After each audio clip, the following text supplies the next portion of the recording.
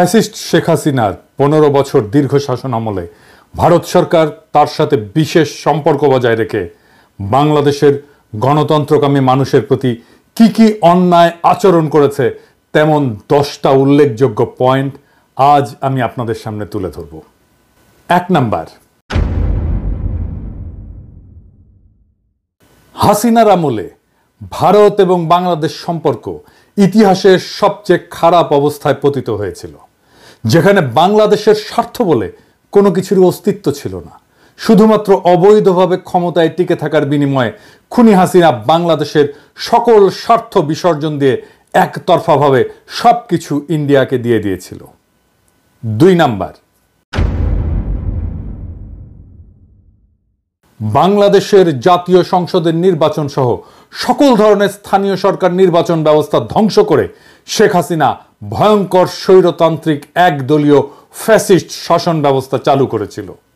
সেই ব্যবস্থাকে ইন্ডিয়া প্রতিবেশী দেশের আভ্যন্তরীণ বিষয় বলে প্রশ্রয় দিয়েছে এবং গণতান্ত্রিক এবং মুক্ত বিশ্বকে এমন অপরাধমূলক আচরণের বিরুদ্ধে কথা বলতে এবং প্রশ্ন তুলতে বাধা দিয়েছে। 3 নাম্বার পয়েন্ট, দমন পীড়নের মাধ্যমে ছলে বলে কৌশলে বিরোধী দলের অংশগ্রহণের সুযোগ নিঃশেষ এবং নিশ্চিহ্ন করা হয়েছিল।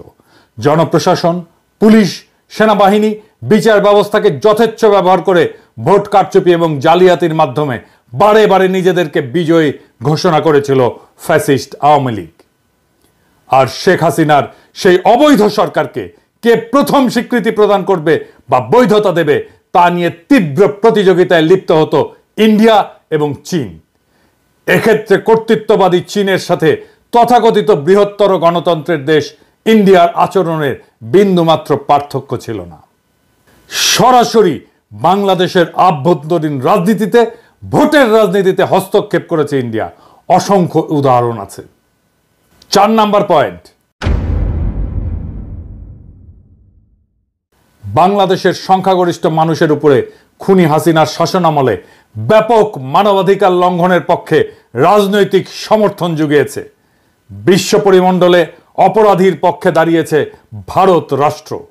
এর বিরুদ্ধে প্রতিবাদ করেছে, বিশ্ববিবেক জাগ্রত করার চেষ্টা করেছে আন্তর্জাতিক মানবাধিকার সংস্থাগুলো, যেমন Asian human rights commission, amnesty international, human rights watch, FIDH আর RFK হিউম্যান রাইটস ফাউন্ডেশন। বিরোধী দলগুলো এবং রাজনৈতিক ভিন্ন মতাবলম্বীদের দমন করতে এমন হাজার হাজার নেতাকর্মীদের বিরুদ্ধে মিথ্যা মামলা মোকদ্দমা দিয়ে তাদেরকে নিষ্ক্রিয় করা হতো। শুধু তাই না, গ্রেপ্তারকৃত বিরোধী নেতাকর্মীরা হেফাজতে নির্যাতনের শিকার হতেন। অনেকে কারাগারে চিকিৎসার অভাবে এবং নির্যাতনে মারা গেছেন। বিরোধী দলীয় সমাবেশ এবং আন্দোলনের উপরে সরকার সমর্থিত বাহিনী নিয়মিতভাবেই সংঘবদ্ধ হামলা করেছে এবং সকল ক্ষেত্রেই এইসব অপরাধীরা বিচার থেকে রেহাই পেয়েছে। আইন শৃঙ্খলা বাহিনী, বিশেষ করে র্যাব এবং পুলিশ অজস্র বিচার বহির্ভূত হত্যাকাণ্ড ঘটিয়েছে। ক্রসফায়ার বা বন্দুকযুদ্ধ নামের ঘটনাগুলোতে বহু বিরোধী দলের নেতা কর্মী প্রাণ হারিয়েছেন। বিরোধী দলের নেতাকর্মী, সাংবাদিক, নাগরিক সমাজের অজস্র নেতাকর্মীদের গুম করা হয়েছে এবং এই কাজে নীরব সমর্থন জানিয়েছে সব সময় ভারত রাষ্ট্র। 5 নাম্বার পয়েন্ট, সাংবাদিক এবং মানবাধিকার কর্মীদের উপরে ডিজিটাল সিকিউরিটি অ্যাক্ট ব্যবহার করে হয়রানি এবং গ্রেপ্তারের ঘটনা অহরহই ঘটেছে। মুক্ত সাংবাদিকতা এবং মত প্রকাশের স্বাধীনতাকে কঠোরভাবে দমন করা হয়েছে।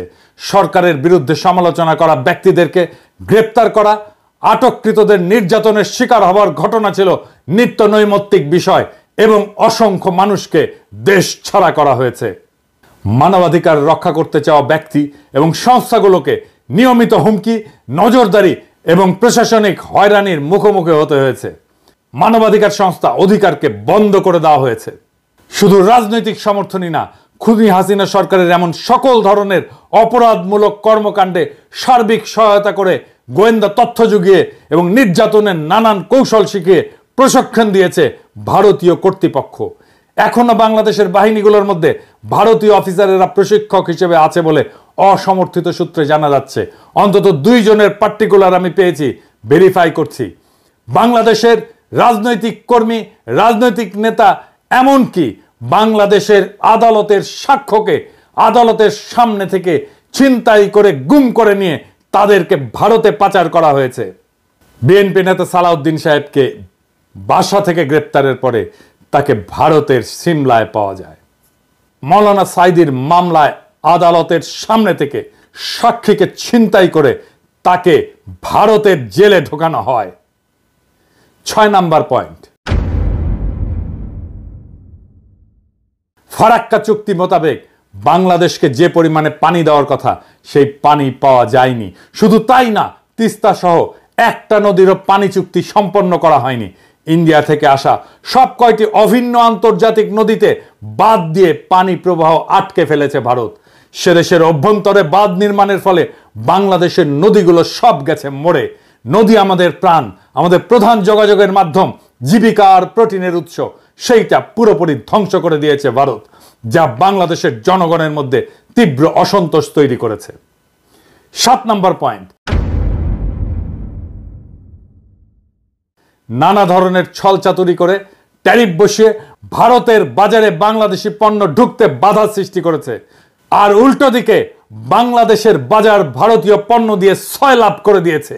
ফলে 2 দেশের বাণিজ্যে ভারসাম্যহীনতা দীর্ঘদিন ধরে বিদ্যমান, যা বাংলাদেশে অর্থনৈতিক অসন্তোষ সৃষ্টি করেছে। 8 নাম্বার পয়েন্ট, বিএসএফ কর্তৃক বাংলাদেশ সীমান্তে নিয়মিতভাবে এদেশের নাগরিকদের হত্যা করা ভারতীয়দের কাছে একটা কৃতিত্বের ঘটনায় পরিণত হয়েছে।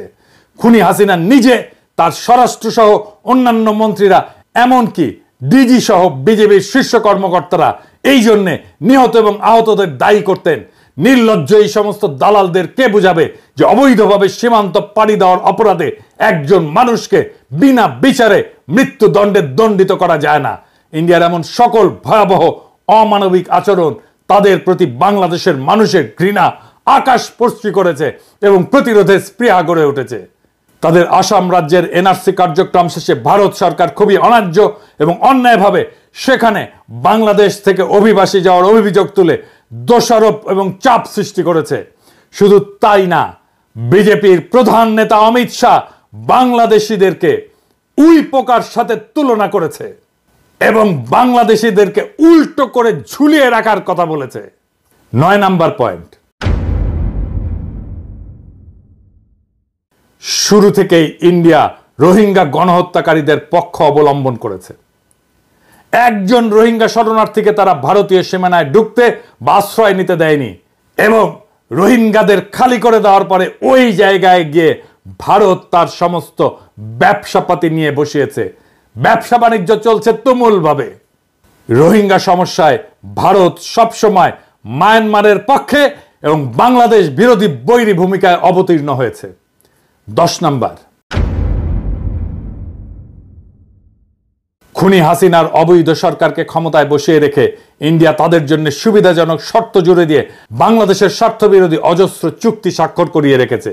বাংলাদেশের স্বার্থবিরোধী এমন সব চুক্তিতে ভারতের পক্ষে লাভ এবং সুবিধাজনক শর্ত লিপিবদ্ধ করা হয়েছে। ভারতের বাজারে বৈধভাবে বাংলাদেশি কর্মীদের প্রবেশাধিকার নাই বললেই চলে। আর ভারত থেকে লক্ষ লক্ষ পেশাদার বাংলাদেশে এসে চাকরি করে এবং রেমিটেন্স পাঠায় ভারতে। শুধু পানি নির্ভরতাই নয়, বাংলাদেশের খাদ্য, বিদ্যুৎ, জ্বালানি নিরাপত্তা ধ্বংস করে দেওয়া হয়েছে। এর সবকিছুই ইন্ডিয়ার স্বার্থের অধীনে অনুকূলে তাদের পদতলে অর্পণ করেছে ফ্যাসিস্ট শেখ মুজিবের কন্যা খুনি হাসিনা এবং তার দল আওয়ামী লীগ। এই সব কিছু মিলিয়ে ইন্ডিয়ার অন্যায় এবং অন্যায্য আচরণের অজস্র ঘটনা এবং অভিযোগ বিভিন্ন জাতীয় এবং আন্তর্জাতিক সংস্থা এবং বিশেষজ্ঞদের পর্যবেক্ষণে উঠে এসেছে, যে কারণে বাংলাদেশের উন্নয়ন, গণতন্ত্র, মানবাধিকার পরিস্থিতি নিয়ে সর্বমহলে উদ্বেগ সৃষ্টি হয়েছিল। এই পটভূমিতেই সংগঠিত হয় জুলাই বিপ্লব।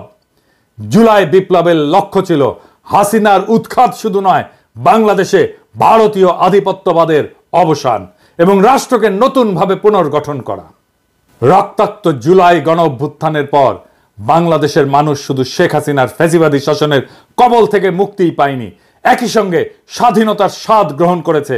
তার কারণ জগদ্দল পাথরের মতো চেপে বসা একটা ফ্যাসিবাদী দানবীয় সরকার বাংলাদেশের মানুষের জীবন বিপন্ন করে ক্ষমতা কুক্ষিগত করে টিকে থাকতে পারছিল।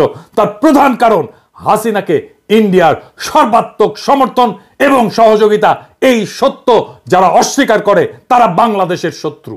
বাংলাদেশের স্বার্থ, স্বাধীনতা এবং মর্যাদাকে গুড়িয়ে দিয়ে শেখ হাসিনা কার্যত আমাদেরকে ইন্ডিয়ার উপনিবেশ বানিয়ে রেখেছিল। বাংলাদেশের প্রত্যেকটি মানুষের কাছে এই সত্য এতই স্পষ্ট ছিল যে শেখ হাসিনার পলায়নের পর বাংলাদেশের মানুষের সামনে ইন্ডিয়া প্রশ্নে একটা অভূতপূর্ব জাতীয় ঐক্যমতের আবির্ভাব ঘটেছে। সফল গণ অভ্যুত্থান সম্পন্ন হওয়ার পরপরই আগস্ট মাসের শেষ ভাগে উজানে পানি ছেড়ে দিয়ে বাংলাদেশের একটি অংশ প্লাবিত করে বিপ্লব পরবর্তী মুহূর্তে একটা বিপর্যস্ত অবস্থার মধ্যে ঠেলে দিয়েছিল ইন্ডিয়া। সেই ঘটনায় আমাদের জাতীয় ঐক্যমত আরো শক্তিশালী এবং আরো দৃঢ় হয়েছে। আমরা ইস্পাত দৃঢ় গণপ্রতিরক্ষার অভিষেক ঘটতে দেখেছি।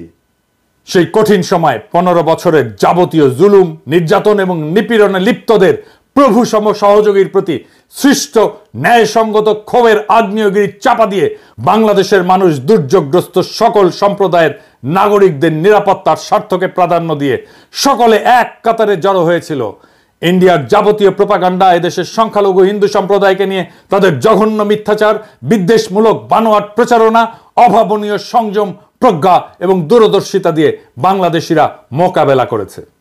বিপ্লব পরবর্তী বাংলাদেশের এই অভাবনীয় জাতীয় ঐক্য এবং তা থেকে সৃষ্ট শক্তিকে দুর্বল করতে ইন্ডিয়া বিপুল বিক্রমে বাংলাদেশের বিরুদ্ধে মাইনরিটি কার্ড বা সংখ্যালঘু কার্ড খেলতে শুরু করেছে। মিথ্যা প্রচারণায় নিয়োজিত করেছে তাদের মিডিয়াকে, সাথে যোগ দিয়েছে পলাতক খুনি ফ্যাসিবাদী শাসকের সহযোগীরা। হাসিনা সহ পলাতক বাকশালীরা ইন্ডিয়ায় বসে বাংলাদেশের বিরুদ্ধে এই অপপ্রচারের রসদ জুগিয়ে যাচ্ছে। কিভাবে? ইন্ডিয়া দৃশ্যত তার সমস্ত রাষ্ট্রশক্তিকে এই কাজে নিয়োজিত করেছে।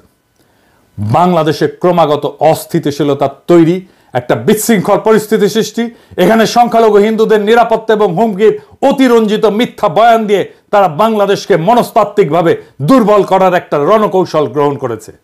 ইন্ডিয়ার এই কৌশল বাস্তবায়নের সুযোগ করে দিয়েছে বাংলাদেশের মূল ধারার রাজনৈতিক দলগুলো। আমি তাদের নাম উল্লেখ করে আর তিক্ততা বাড়াতে চাই না। গত 15 বছরের ফ্যাসিবাদী শাসনের মাধ্যমে ইন্ডিয়ার উপনিবেশ বানিয়ে বাংলাদেশে রাজত্ব করার যে ব্যবস্থা তারা করেছিল, জুলাই অভ্যুত্থান এবং বিপ্লব পরবর্তীতে তাকে চিরতরে বিদায় জানানোর জন্য বাংলাদেশের রাজনৈতিক দলগুলোর উচিত ছিল সবাই মিলে বাংলাদেশের পররাষ্ট্রনীতি, জাতীয় নিরাপত্তার প্রশ্নে ন্যাশনাল চার্টার বা জাতীয় সনদ তৈরি করে তা ঘোষণা করা। তারা সেই কাজ করতে চূড়ান্তভাবে ব্যর্থ হয়েছে। এই ব্যর্থতা বাংলাদেশের সকল রাজনৈতিক দল এবং রাজনৈতিক নেতাদের। এই কাজ যেটাকে বলে ফ্যাসিলিটেট করা, সেটা করতেও প্রফেসর ইউনূসের সরকার চরমভাবে ব্যর্থ হয়েছে। গণপ্রতিরক্ষার নীতি গ্রহণ করে সম্মিলিতভাবে জাতীয় ঐক্যের এক নতুন অবস্থান সৃষ্টি করা উচিত ছিল বিপ্লবের পরেই। বাংলাদেশের এই অভাবনীয় জাতীয় ঐক্যকে সংহত না করে তারা শুরু করেছে অনুগ্রহ লাভের সেই পুরনো দেন দরবার, তথাকথিত বন্ধুত্ব রক্ষার প্রচেষ্টা, শক্ত অবস্থান গ্রহণের দুর্বলতা, ইন্ডিয়া প্রশ্নে দৃশ্যমান বিভক্তি প্রকাশের কারণে শত্রুপক্ষ আজ আবার পুরনো কায়দায় বাংলাদেশকে কোণঠাসা করার হীন চেষ্টায় সর্বশক্তি প্রয়োগ করে বিজয়ী জনতার উপরে ঝাঁপিয়ে পড়েছে। কিন্তু ভারত কেন এই সুযোগটা পেল? ইন্ডিয়া একটা মিথ্যা প্রচারণার পাশাপাশি যুদ্ধংদেহী মনোভাব প্রদর্শনের জন্য তার সমস্ত রাজনৈতিক দল, কংগ্রেস, তৃণমূল সহ এমনকি তাদের কমিউনিস্ট পার্টিগুলো সহ সকল প্রতিষ্ঠানকে একত্রিত করতে পারলেও বাংলাদেশের সকল ফ্যাসি বিরোধী রাজনৈতিক দল শক্তি একটা জায়গায় পৌঁছাতে পারেনি। এই দুর্বলতাই প্রিয় মাতৃভূমিকে আবার ইন্ডিয়ার মতো হিংস্র নেকড়ের হুমকির মুখে ঠেলে দিয়েছে। এই ব্যর্থতা বাংলাদেশের সকল রাজনৈতিক দলের। আর উল্টো তারাই আমাদেরকে দোষারোপ করে ঐক্য বিনষ্টের। কি তামাশা! ইন্ডিয়া প্রশ্নের লুকোচুরি, দ্বিধা ও পুরনো নতজানু নীতি যতদিন বজায় থাকবে ততদিন ইন্ডিয়ার সেই আগ্রাসী আচরণ মোকাবেলা করা যাবে না। আর এই সুযোগ নিয়ে বাংলাদেশের উপরে শত্রুতার আধিপত্য বজায় রাখতে চাইবে। ইন্ডিয়া তার বৈশ্বিক প্রভাব খাটিয়ে মনস্তাত্ত্বিক যুদ্ধ পরিচালনার জন্য মিথ্যা প্রপাগান্ডা এবং সংখ্যালঘু সম্প্রদায়কে অব্যাহতভাবে ব্যবহার করে যাবে। বাংলাদেশকে তার কলোনির মতো করে ফিরে পেতে চাইবে আবারও। হাসিনাকে ক্ষমতায় রেখে বাংলাদেশ থেকে যে অসম, অন্যায্য এবং একপাক্ষিক সুবিধাগুলো ইন্ডিয়া কুক্ষিগত করেছিল তার সবকিছু বজায় রাখার পন্থা হিসেবে একটা বৈরী পরিবেশ এবং যুদ্ধনীতি বজায় রাখবে ইন্ডিয়া, এইটা লিখে রাখতে পারেন। যারা ভারতের অনুগ্রহ লাভের ইঁদুর দৌড়ে লিপ্ত হলো তারাই বাংলাদেশের সবচেয়ে র্যাডিক্যাল অ্যান্টি ইন্ডিয়ান ফোর্সকে কোণঠাসা করার মিশনে নেমেছে। আপনারা দেখেছেন কিভাবে তারা ভারত প্রশ্নে নতজানু নীতি নিয়েছিল। আমি সেই সব স্মরণ করিয়ে দিয়ে আর তিক্ততা বাড়াতে চাই না। মনে রাখবেন, আমি ইলিয়াস বাংলাদেশের ব্যাপক মানুষের সমর্থনে বৃহৎ রাজনৈতিক দলগুলোর মুখোমুখি দাঁড়িয়ে একরোখা বিরোধিতা করে যাওয়াতেই ভারত প্রশ্নে সবার সুর পাল্টাচ্ছে। সরকারি শুধু না, রাজনৈতিক দলগুলো ভারত প্রশ্নে অনেক বেশি স্বচ্ছ এবং শক্ত ভূমিকা নিচ্ছে, আলহামদুলিল্লাহ। ভারতের এই যুদ্ধের কৌশল এবং অভীষ্ট লক্ষ্য যদি আমরা বুঝতে অক্ষম হই, বাংলাদেশের রাজনৈতিক দলগুলো যদি তাদের ক্ষমতায় আসার অসুস্থ প্রতিযোগিতায় ভারতের আশীর্বাদ পাওয়াকে দেশের স্বার্থ রক্ষার চেয়ে বেশি গুরুত্বপূর্ণ মনে করে, তাহলে হাজার হাজার তরুণের তাজা রক্তের বিনিময়ে অর্জন করা প্রিয় মাতৃভূমির দ্বিতীয় স্বাধীনতা আবারও বিসর্জন দিতে হতে পারে। তাহলে আমাদেরকে আবারও পরাধীনতা বরণ করতে হবে। হাসিনার চেয়েও খারাপ আরেকটি অপশাসকের কাছে আমাদের জীবন, স্বাধীনতা ও ইজ্জত বন্ধক রাখতে বাধ্য হতে হবে। আমরা তা চাই না, আমরা কোনোদিন তা হতে দেব না। আমরা অবশ্যই তা প্রতিরোধ করব জীবন দিয়ে হলেও। বাংলাদেশ শুধু একটা ভূখণ্ড না, এটি একটি জ্বলন্ত আদর্শ, একটা সংগ্রামের প্রতীক। হাজার হাজার ছাত্র জনতার রক্তের বিনিময়ে অর্জিত এই মুক্ত মাতৃভূমি আমরা কারো পদতলে সমর্পণ করব না। দেশবাসীকে আহ্বান জানিয়ে বলতে চাই, গণ অভ্যুত্থান এবং জুলাই বিপ্লবে অংশগ্রহণকারী সকল রাজনৈতিক দল, ছাত্র জনতার সংস্থাগুলো একসাথে বসে ভবিষ্যতের জন্য এদেশের বৈষম্য বিরোধী উন্নয়নের নীতি কৌশল নির্ধারণ, অভিন্ন পররাষ্ট্রনীতি, প্রতিরক্ষা নীতি প্রণয়ন করতে হবে। এটাই হবে আমাদের ঐক্যের ভিত্তি। দেশবাসীকে আহ্বান জানিয়ে বলতে চাই, গণ অভ্যুত্থান এবং জুলাই বিপ্লবে অংশগ্রহণকারী সকল রাজনৈতিক দল এবং ছাত্র জনতার সংস্থাগুলো বসে 3টা সনদ লিখতে হবে। কি কি? উন্নয়নের নীতি, পররাষ্ট্রনীতি, প্রতিরক্ষা নীতি। এই 3টাই হবে আমাদের ঐক্যের ভিত্তি। ঐক্য নষ্ট করতেছি বলে যারা চিল্লান, দেখে এইটা করতে পারেন কিনা, এটা করার হিম্মত হয় কিনা। যদি চান এটা লিখে দিতেও পারি। ঐক্য ঐক্য করে চিল্লান, কার ভিত্তিতে ঐক্য, কেন ঐক্য, সেটা ক্লিয়ার করে বলতে হবে। আর এইবার মেহেরবানি করে লড়াইয়ের